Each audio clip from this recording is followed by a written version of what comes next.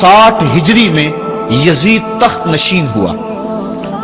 یزید بدکار شخص تھا، ابن اسیر اور دیگر بڑی بڑی معتبر کتب تواریخ میں اس کے سیاہ کارناموں کے تذکرے موجود ہیں۔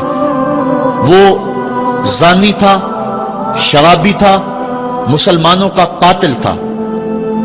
بنت عنب کے ساتھ شہر مکہ اور شہر محبوب مدینہ الرسول میں جو اس کی بدمعاشیاں ہیں ان سے کون بے خبر ہے۔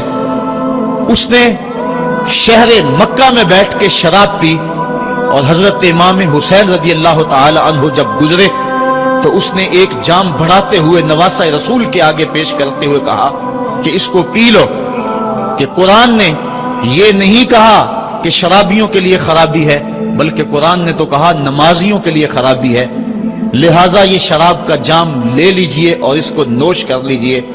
حضرت امام حسین الیاس باللہ کہتے ہوئے آگے گزر گئے۔ انہوں نے یزید کی ان کرتوتوں کو اپنی آنکھوں کے سامنے دیکھا تھا، اور اس کے سیاہ کارنامے حضرت عبداللہ فرماتے ہیں کہ ہم نے اس وقت اس پہ خروج کیا جب ہمیں یقین ہو گیا کہ اس کی کرتوتوں کی وجہ سے آسمان سے کہیں پتھر نہ برسنے لگ جائیں۔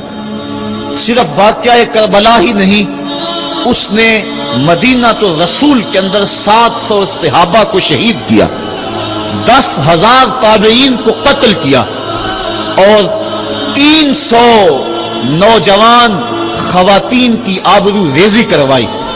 اور مکہ المکرمہ میں یزید نے کعبۃ اللہ پہ سنگ باری کی۔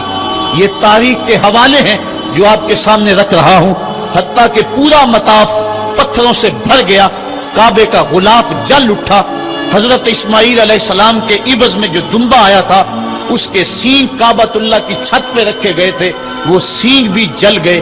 اسی لیے ان ایام کو ایام حرہ کہا جاتا ہے تاریخ کے اندر۔ 3 دن تک مسجد نبوی میں نہ اذان ہوئی نہ اقامت ہوئی، اور مسجد نبوی کے اندر یزید کی فوجوں کے گھوڑے بندھے رہے، منبر رسول کی حرمت پامال کر دی گئی۔ اب وہ یزید جب تخت نشین ہوا تو حضرت امام حسین رضی اللہ تعالی عنہ کو ولید بن عتبہ نے بلا کر کہا کہ تم یزید کے لیے بیعت کر لو۔ تو حضرت امام حمام حضرت امام حسین نے 2 ٹوک کہا کہ یہ کیسے ہو سکتا ہے کہ میں اس جیسے ظالم شخص کے ہاتھ پہ بیعت کروں۔ آپ یہ کہہ کے پلٹے تو مروان بن حکم نے مشورہ دیا کہ یہ موقع ہے، جانے نہ دو، اگر یہ چلے گئے قابو پانا دوبارہ مشکل ہوگا، لہٰذا ابھی ان کو قتل کر دیا جائے۔ یہ حضرت امام حسین رضی اللہ تعالی عنہ کے کانوں میں آواز پڑی۔ روایات میں آتا ہے کہ آپ نے انہی قدموں کے بل پیچھے پلٹ کے نیام سے تلوار باہر نکالی اور ہوا میں لہرانی شروع کر دی۔ محمدی کے چھار سے حیدری شیر نکل آیا، کہا ولید بن عقبہ تو ہمیں نہیں جانتا ہم کون ہیں؟ آنا حسین ابن علی ابن ابی طالب، میں حسین ہوں، علی کا بیٹا ہوں، اور علی ابو طالب کا بیٹا ہے۔ ہمارے گھر میں قرآن اترتا رہا ہے، فرشتے ہمارے گھر میں آتے رہے ہیں۔